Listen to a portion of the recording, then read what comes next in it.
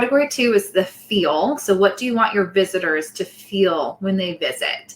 So put yourself in your perfect person's seat. I am now coming to your website. What are they looking for?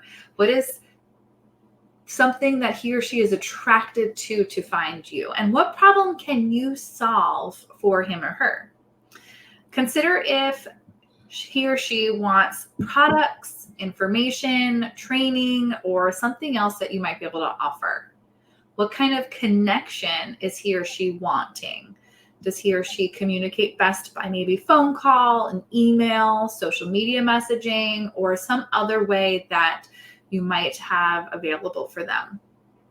Catch the emotions that he or she relates to.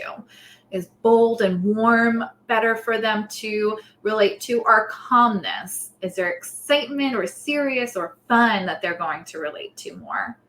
And ask for feedback from your perfect person.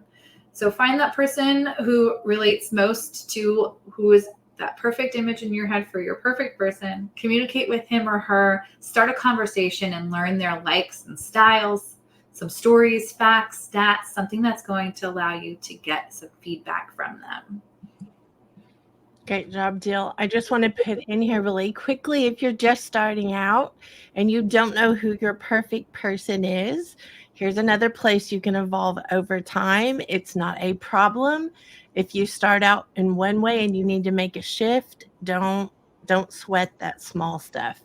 You will get this right. But if you already have a favorite client you work with or a favorite customer, kind of lean on them to help you figure out what is best. So this next part